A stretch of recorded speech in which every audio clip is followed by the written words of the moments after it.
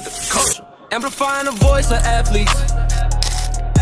Finally speaking, they gotta feel this. Taking control of the story we live. Turn every loss to a lesson we give. Giving hope to the next generation. All right, what's up, y'all? It's your boy Ejo Side Kentu with Flip the Culture podcast, where the culture won't change until we do. Got a special guest here, the cousin of Camryn London, Big Cam in the building. Camryn London. You gonna have these people thinking I'm lying, like, this girl ain't Camryn London, cousin. Hey, if you Google it, I promise you it'll come up in the family tree. That's what it did for me. I did do an ancestry, and she ain't pop up, but I do need to think I need to do a little deeper dive because I did. You send the blood? Did you send the blood with? I did, because I was trying to find my mom and daddy, but that's another story for another day.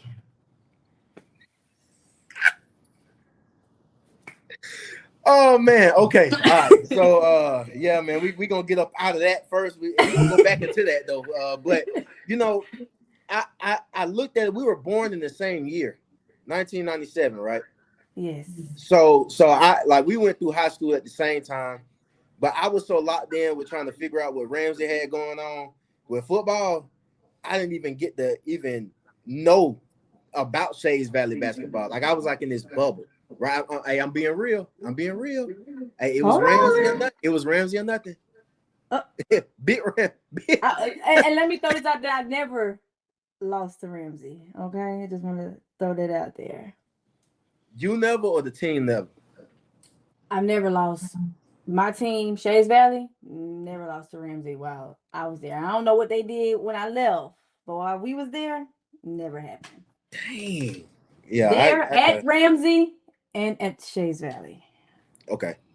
All right. So while you at Shays Valley, I think your sophomore year, you was on that team that went to the state championship and you won, right? Mm-hmm. So how was that process being on the state championship team? Well, let me tell you, that story goes back before, which a lot of people don't know this. That story goes back before 2014. So my brothers came through Shays Valley as well, played basketball, and Coach Hunter, I was her water girl as a little bitty girl.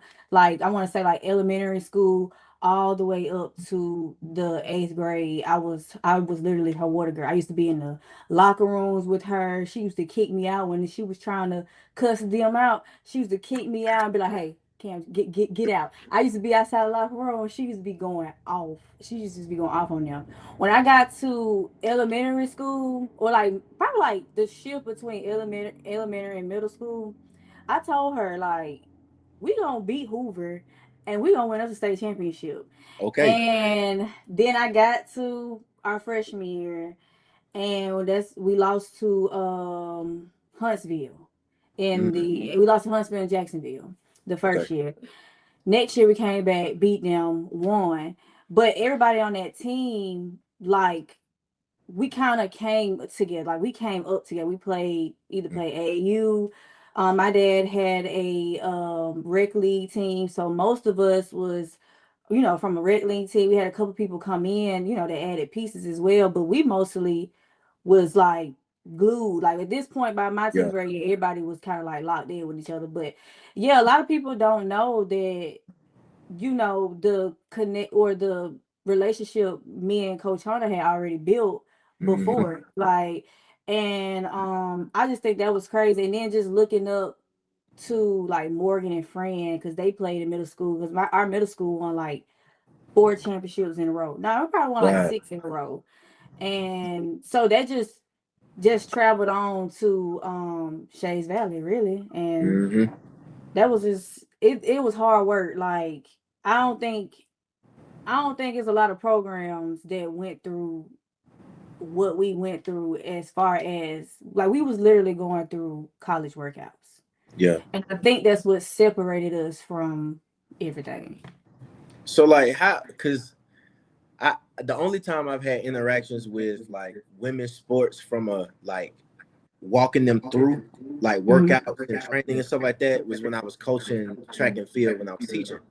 And one thing I can say is the number one fight that boys sports, men's sports do not got to go through is the It's the emotional part of it, The mental. right? So how did you guys navigate through like team drama? If something popped up during the year, and it's like, hold on, we got a game today, or we got a game tomorrow. Like how did y'all manage the off the court stuff and then still showing up to play for a championship? You want me to be honest? No, for I real. Like we gotta get I real. really don't know because I ain't gonna even lie. I ain't gonna go into detail about that because I don't want to Yeah. put my business out. Like, No, for real.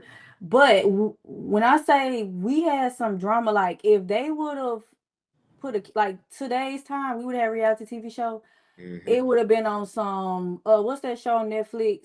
Friday Night Lights. That Yeah. Yeah. it literally would have did numbers like that because we had some real life drama, and I think it was more so of us. Last chance you. Last Chance You, that's what it was. I swear on everything, the drama was there. Like it was bad. But I think at the end of the day, our focus, we were so focused on winning, and we had Mhm. saw that the culture that Coach Hunter had built, and the type caliber players that came through there. Because I'm not gonna lie, they were supposed to have hella championships. We just Yeah. couldn't get past Hoover. But I think just the mindset of, all right, that is nothing. We just gonna go out on this court and just ball out. Like I think that overruled everything that was going on, honestly. Yeah. Like it really wasn't until my junior year, and then we had a great leadership. I could say Morgan Williams Mm. was a great leader. Like she was very nonchalant. She worked her butt off, very mature. So everybody kind of like fell in line like to that. Now when she left, the dynamic kind of switched. Once she left, and then we got Coach Hunter was gone because another thing, Coach Hunter didn't play that. Hmm. Like if she knew there was some drama going on, she'll make you. She'll probably make us run. Coach Hunter made us run because somebody farted. She walked through it and smelled it. No. I'm serious. She was mad because somebody farted and she had to walk through it. And so we already know if it was drama on the table, oh yeah, we Over we with. we weren't gonna it wasn't gonna get lived down. She made us run because we were supposed to create a dance for her 200th win and we forgot.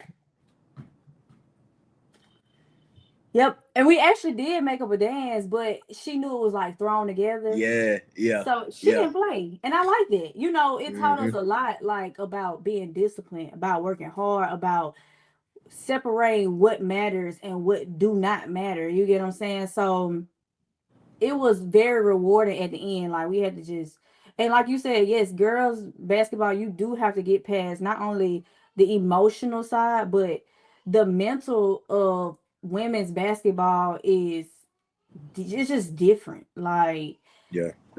I coach women and I coach boys. Like I did both.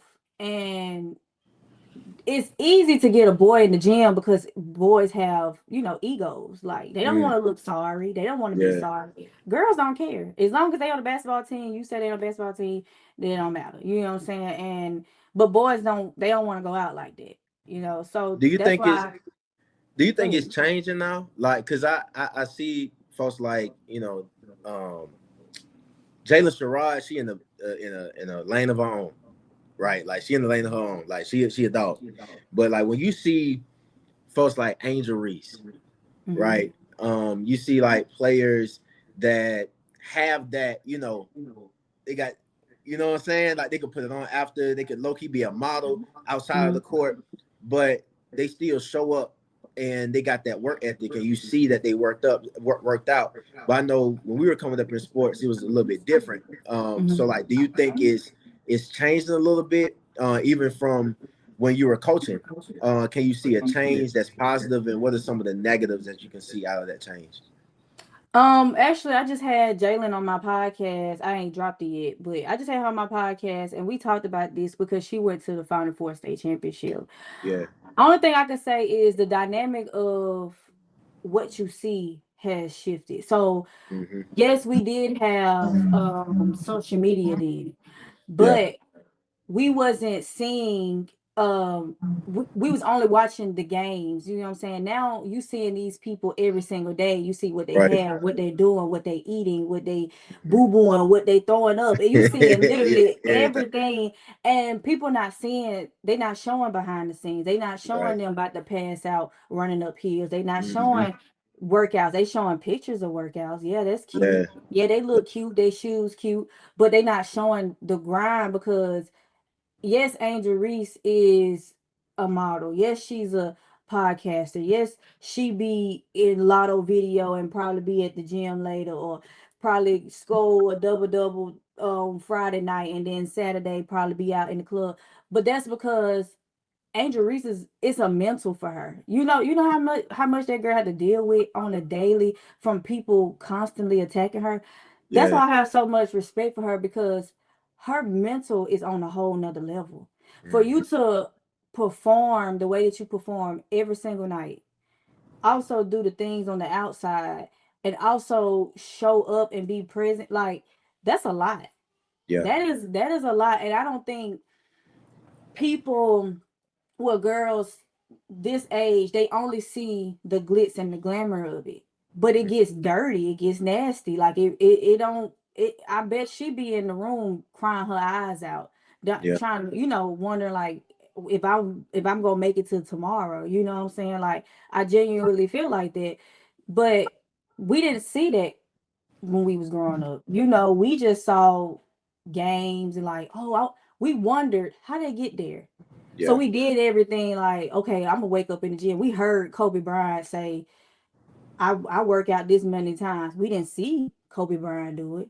We Yeah. just heard he was doing it. And then we was seeing how his game was translated. So you know what people was doing? They was getting up at 5 in the morning because they heard Kobe Bryant say it. Getting up at five Yeah. in the morning, going and putting in the work and then executing. You know what I'm saying? Like Right. I just feel like it's a difference, especially with like NIL and transfer. It's everything is just a get it right now type of game. Like a dog is a dog eat dog world as well. Like Yeah. ain't nobody trying to like get it out the mud. And I feel like coming up, I feel like everybody in the city got it out the mud. Yeah. It was because it wasn't just one amongst everybody. It was literally every game you was going to, it was some dogs in every single game. Like everybody Hmm. was packing it out. So Yeah. you had to grind it out. So like, let's talk about you, man. Because for one, I want to give you your flowers because, like, for one, you was a dog, but you also made it out in a way that wasn't as popular back in the day. Hmm. Like the way that you were able to navigate through different transitions that you went through, it was unheard of, but now it's popular. And what I'm getting at is, you navigated through different locker rooms. Like once you left Shays Valley, it was almost like you had different color jerseys on, like every single season, right? So you transferred 4 times, and where I'm going with this question is because the time was different. So I don't want people to think that transferring was as easy as it was then as it is now. Yeah. You also didn't have the bargaining power that you did with NIL. So, you know, we knew that NCAA, we couldn't go and buy the game when we was graduating out of high school because they took it from EA Sports. Like we couldn't play the game. Like that, we all knew NIL was coming, but we didn't know it was going to come. So we were making decisions in the moment. So you were able to make decisions to transfer. Like, why did you transfer that many times without the bargaining power of NIL and without you hitting the portal? Like, please take us through that. Okay, so again, nobody don't know this. So going into my freshman year, I had a very, I'm gonna call it a culture shock. I came from a winning program. I came from girls who were mentally tough, girls who just wanted to work hard, and not to mention, I turned down a Mississippi State offer that I had my freshman year. Hey, look. Okay, so that's when I'm not gonna lie to you.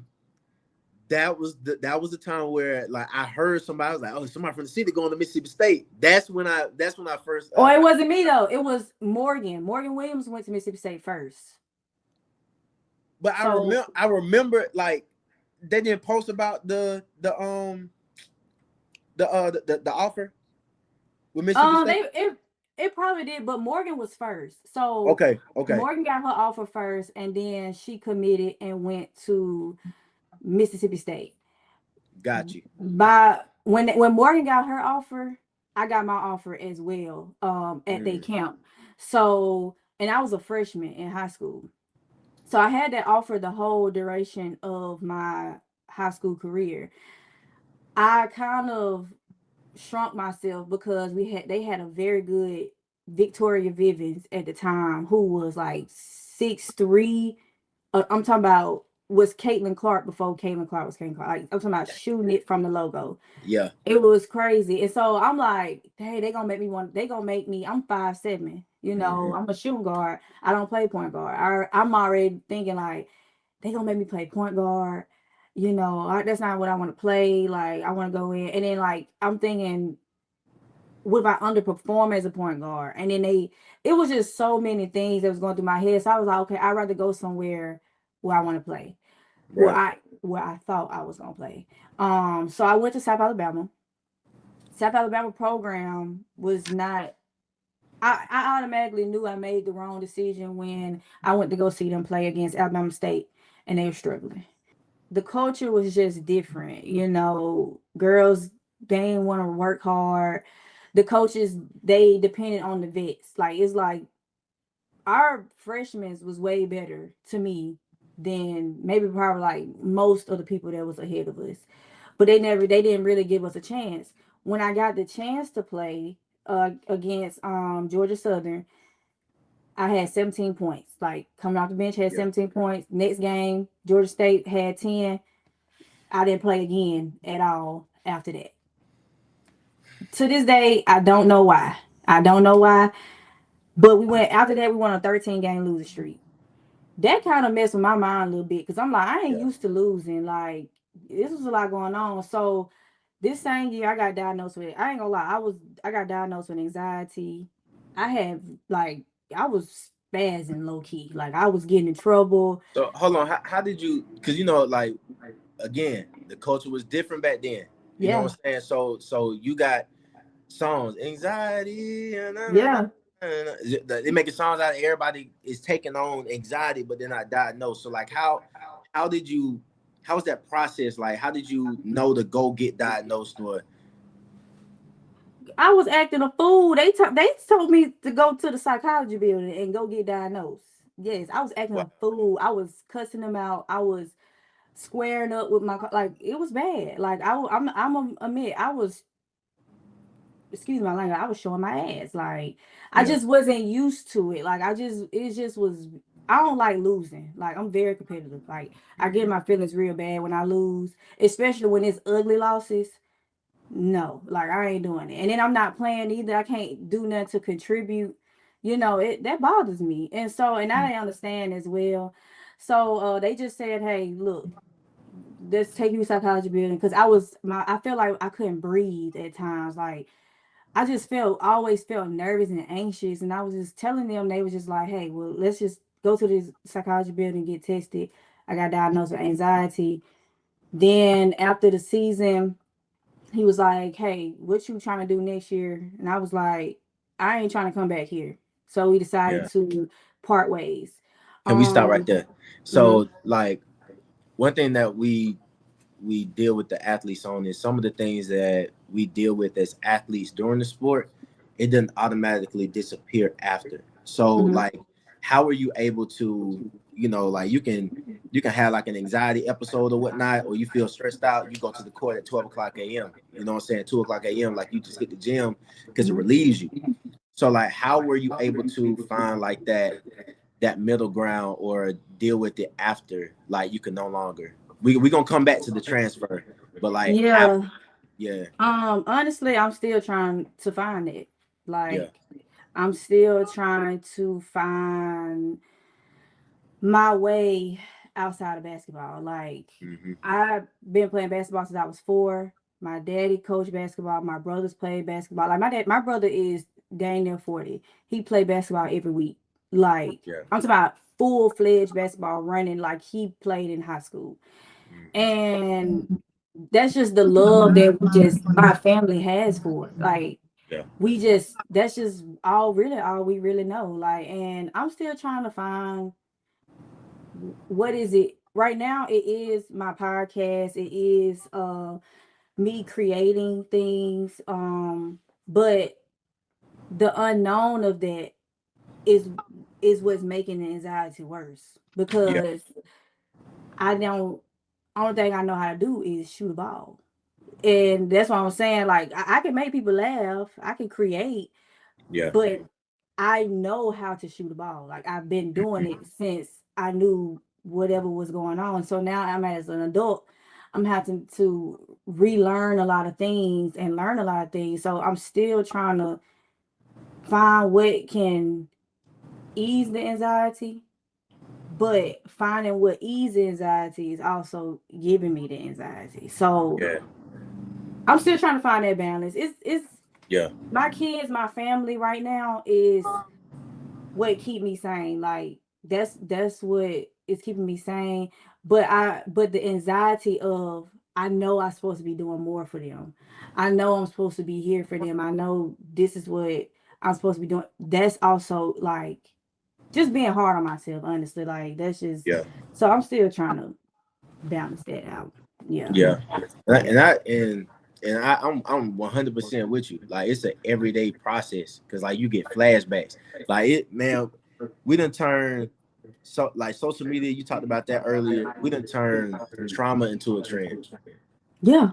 Like, we turn trauma into a trend, and I think it's a way to distract us, so the hurt that's actually still resonating inside us. But I tell you, man, I still sometimes reminisce a ball that I like overran, or a Mhm. tackle that I missed that cost the game. Like, it's like, dang, bro. Like, Yeah. oh Oh well, when it comes to basketball, like my career, yeah, I I don't I don't be thinking of I can't even tell you. The only one thing I could tell you bad about my career is how we lost in how we lost in the Final Four. That's the only really bad thing I could tell you about, because regardless of what happened at South, regardless what happened at Grambling, like I feel like I still had a successful career. Like, honestly, I feel like I had such a successful career to the point where I have no dreams or intentions of going back to playing college basketball. it's Keep it. over. I don't want to be waking up at 6 in the morning. I don't want to lift a weight. I don't want to run till my guts come out. I don't want to deal with people yelling at me. I don't got time for that. I'll go and hoop, in women's leagues. I'll go hoop, just go dribble the ball outside. But as far as organized, nuh-uh. I did my time with that, and that's just, I can completely say I have been satisfied with my success in basketball and everything. So it ain't really no anxiety with what it could be in. It's more anxiety of what's next. Like, what's next for Cam? Everybody know Cam for basketball. Everybody know Cam with the little ponytails and little skin girl who can shoot the ball. But not a lot of people know how nerdy I am. Like, not a lot of people know. I mean, a lot of people know I'm funny. I've been there. I just been myself. But not a lot of people know what I'm interested in. And I feel like with me doing my podcast, that's what's showing people, like, okay, I can do this. I can also do this. I can also do that. And it's just about the execution. I got to execute different. So that's what the only thing is, just the difference is with that. I think that's the beautiful thing about transitions. You know what Mm-hmm. I'm saying? Like, when there's a timeout or halftime, as an athlete, you're not worried about what the fans doing. Mm-hmm. But sometimes it's good to really understand and sit back and watch what the fans do during the transition. Like, they go to the restroom, they on their phone, they're not locked into what's going on the field or on the court. Mm-hmm. But when you look at what the athlete is doing, the first thing we do in transition is find our coach. Right. First thing we do. And that's where I feel like the concept of transition that athletes have to realize too is like, how many of us, once we knew the transition was going to come, that we found a coach in life? A lot of us didn't. Like, we were just out there in silos by ourselves, like just like, dang, bro, like what do I do next, right? It was like, Mhm. how many times are we going to continue to be like, man, we actually have the framework to be able to understand our life around us? Is because we have to identify a coach, and once we identify a coach, then we review a game plan. That's another thing where athletes get caught up at. It's like, dang, we don't got a game plan to review. So it's like, now we got to create a game plan. But what does creating the game plan look like in the middle of the game? Yeah, I mean, I'm still Yeah, trying to figure it out. Like and what I didn't realize, I just realized that I ain't been out of basketball that long. Like, facts. When I've did you been out of graduate? I graduated in 2021. I only been out for 4 years. So when I got out of basketball, I'm not gonna lie, I hit the ground running in the entertainment business. Like I was on Wild and Out. I was, Yeah.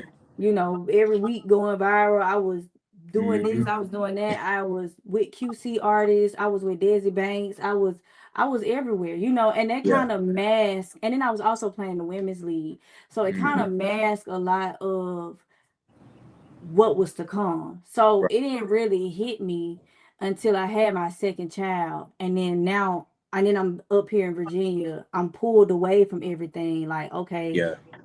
how I'm gonna get it out, how I'm gonna grind this out, how I'm gonna make time to be with my kids, spend time with my husband, do my craft. I got a full-time job now. Like I didn't have a full-time, I was a Mm-hmm. bartender, have a full-time job now. Like also create. It was just a lot of things, a lot of Yeah. stuff on my plate that I'm still trying to balance and figure it out.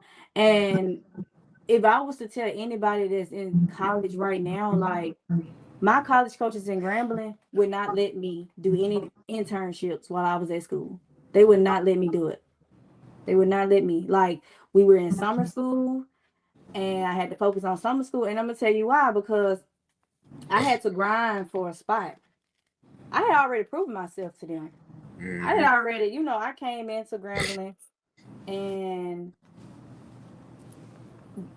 into Grambling and I was the second lead scorer. Of course, we had Shakila Hill, which is the only girl who has 4 quadruple doubles in the world. That was my point guard, Yeah. literally. Yeah. That was my point guard. I knew if Shakila got a ball in her hands, she was gonna give it to her shooter, and she set me up for success on the floor. So I had already proven myself basketball to them, but it felt like I had to take it to another level, which I don't Yeah. mind. That's the culture I came from. I'm willing to do Mm-hmm. it. And I could tell you a story about how when one time Coach Hunter, I was in the ninth or 10th grade, and I had to go on. We was doing a passing lane drill. I Okay. had to guard Morgan Williams. She kept beating me. You know how fast she is. She Yeah. kept beating me, and I cried. Coach Hunter would tell you, I cried. She made everybody stop and watch me and said, "You ain't stopping until you get a stop." I was sitting there running back and forth, chasing Morgan, Yeah. and then I tighten up and I got to stop. That from that day forward, that shift my mindset as a young Mm-hmm. person though. Like as a young person, it shift my mindset to like, okay, this is another level. So when I Yeah. got to Grambling and they kept doubting me, even though I'm performing, which was crazy, I still feel like I had to be up at earlier than others. I still feel like I had to stay in the gym locked in earlier than others. And then the next year I had a baby and they told me when I came back, hey, you ain't gonna be able to do what you did your junior year because you just had a baby. They told me that in my face in my beginning of year meeting. You're not gonna be able to do what you did because you had a baby. I locked in with my strength and conditioning coach. We had practice every day at 6 a.m. We was up at 5 a.m. doing band work. it was some nights I couldn't even sleep because I had separation anxiety from my son, from being away from my son. I was in the gym at 3 o'clock in the morning, all the Mm, way up to 6, getting out of practice at 9. I felt like I had to, that's what I had to do. So I felt like I never had time yeah, to do that, to contribute because they was always, doing stuff. So if I was to tell a kid who in college, explore things outside of basketball. yeah, If you got that little window to go and if you interested in fashion, you got the little window to go and talk to the fashion group or go see what they got going on and network, do that.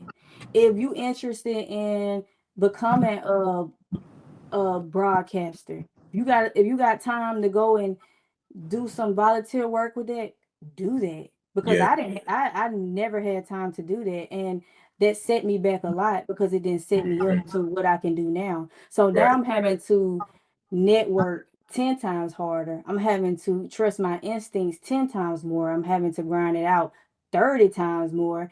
And right now I'm just I can say I'm all over the place, but I'm on some like I got it. Whatever I'm gonna do, I'm gonna pull every card until that card land. mhm, So if you in college, I would say make sure you explore outside of whatever sport that you're doing as well, because the real world gonna hit you, and it's yeah, gonna hit you fast. And if you don't have that connection, that network, or that knowledge, you just gonna be stuck trying to figure out what to do next.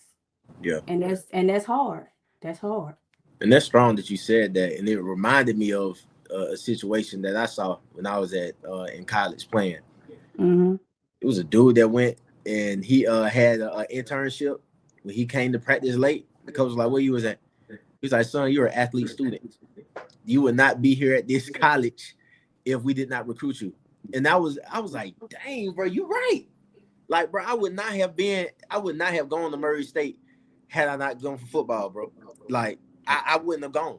So I was like, dang, bro, I heard all my life I was a student athlete, student athlete, student athlete. Mm-hmm. Then I saw that I understood what the game was. It's like, bro, they putting all this money inside of you.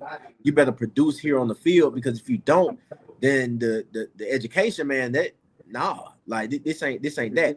So I understood what the business concept of it was because of how much money was being put inside of me to produce. The other thing that I saw was I was like, man, if I were to leave this university right now, who else would believe in me at that first initial step of like when I first left high school? Mm-hmm. Right? It's like the recruitment process in college is totally different than it was in high school. So you finish your career at Miles College back in Birmingham, Mm-hmm. um, and I can't speak for you, okay? But I know when I came back to Birmingham, I had mixed emotions because I told myself I was never coming back. Like once I left, and I came back. I can't. Now I can't speak for you. I can't. But what type of emotions came back? You still doing what you love. You've gone through 3 transfers already. You had some back and forth with coaches, some mixed experiences and stuff like that. Mm-hmm. Like, what's going on in your head at this point? Um, like you said, mixed emotions, but in my heart, it was like finish the race. Like I Yeah, ain't going out. I ain't going out like how I did at Gremlin. Like they not taking that from me. Like I came this far in basketball, and then for them, my senior year to try to rob me like they did. Like I honestly was like, I'm not going out like that. So what better way to end where I started? What better yeah, way to go be with my child? Because I'm a mother at this point. Um, I ain't gonna. I did finish my degree at Grambling. I had already finished it, and then I graduated in the December of 2021. But finish my degree, play in front of my family and my friends, and bring everybody back to see. And then on top of that, I got to play with people that I grew up with. Nadia Cathay. Me and her played on every single level of basketball. We played on middle school, high school, and college together. I had yeah, my friend Splash who went to Winona. She was with me at Grambling. What's better than ending off my career with one of my closest friends? Like it mhm, was just so much. I'm just like, now coming back to Birmingham again, like you said, was not on my list. I told myself once I left Birmingham, I was not looking back because that just ain't somewhere I wanted to be. Which is why I went to different schools in outside of Birmingham. But Miles, when the last game I played at Miles, I cried. But I didn't cry because I was sad. Yeah. I cried because I can't lie. They gave me back the joy of basketball that Grambling tried to take away from me. And Wow. even I said tried because they didn't. Let's be I'm gonna keep it a book and I'm because I'm Yeah. gonna always say it. They really tried to take it away from me and I still showed up, hit game winners for them, came to practice going as hard as I can. Soon as I get in the game, I'm scoring 6 minutes off the bench in like a minute and 30. So they didn't take it from me. They tried. But I feel like at Miles, I got everything back that they tried to take from me because I felt so free. Like I felt it was kind of like a now my JUCO, I played freely. I played with some Yeah. dogs at my JUCO. Like it felt Mhm. like being in high school again. I cried when I had to leave them because I did not want Yeah. to leave. And everybody, them girls would tell you. To this day, we have a group chat. Since 2018, we have had a group chat, and we are like this. And we would say if that was a 4 year, we would have never left. I don't care if it was a D2, D3, NAIA. I would never left that school and left that lady because she whatever again South Alabama tried to take, she restored it back in me, and Mm. I got a ring from them from winning state and JUCO. Yeah. But Miles restored. Now, granted, the coach wasn't the best. He really, Coach E was really good. He wasn't terrible, but he wasn't the best. Yeah.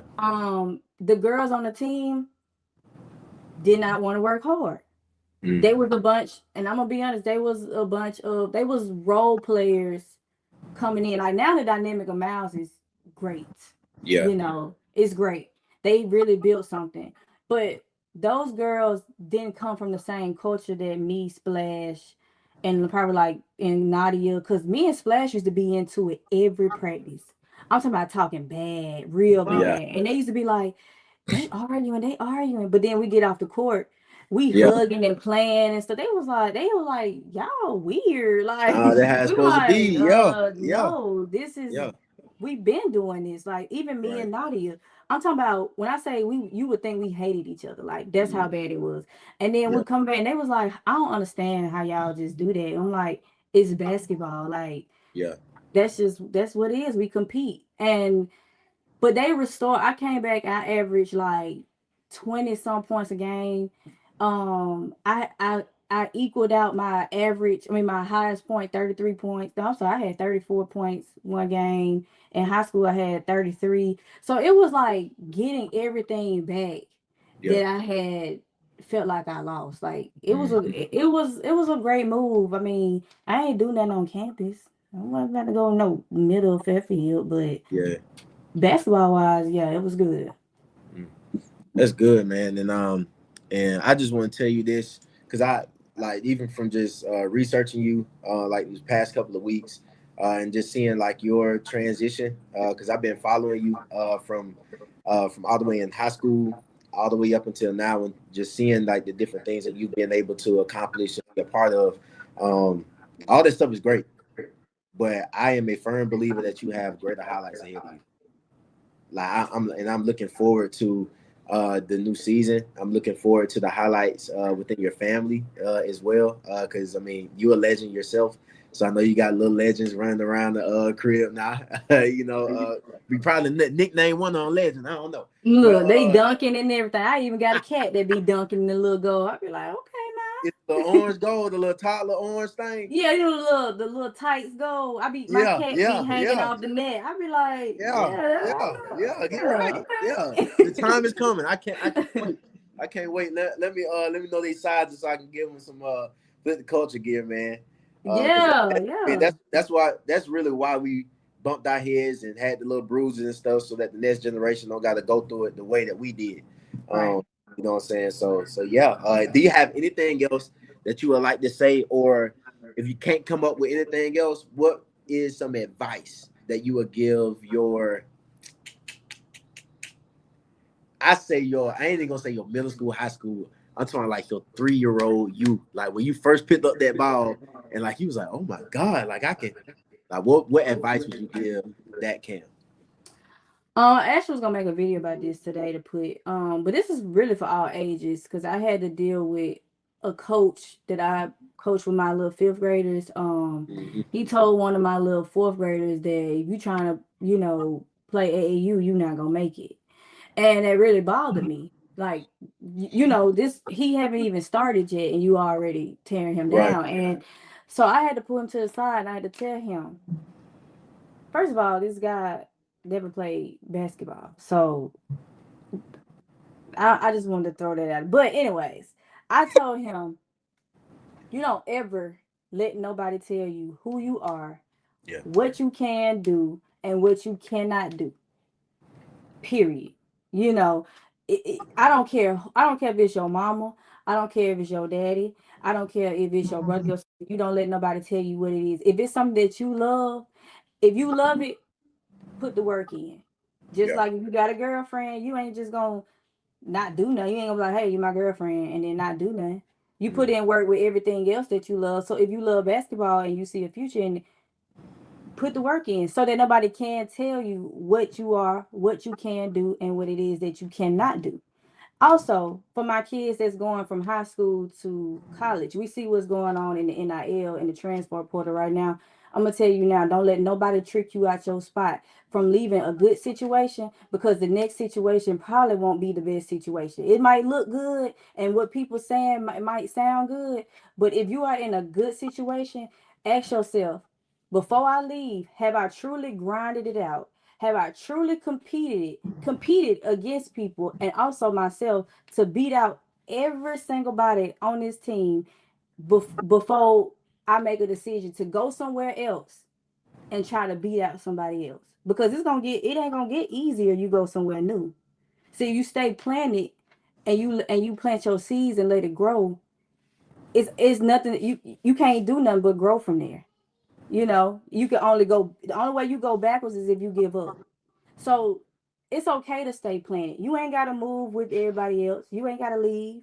You can stay planted, create your own narrative, and just compete and grind it out. Bring competing back. How about that? Yeah, and thank you for saying that. I was looking around here to try to see if I can get a collection plate. Drop your cash out and everything. But I appreciate your vulnerability inside the podcast. Also, that was crazy. That's crazy. Yeah, that just scared me, and I'm scared of birds. I don't play like that either. I'm just gonna say that. I don't play like that. Hey, but I appreciate the way that was nuts.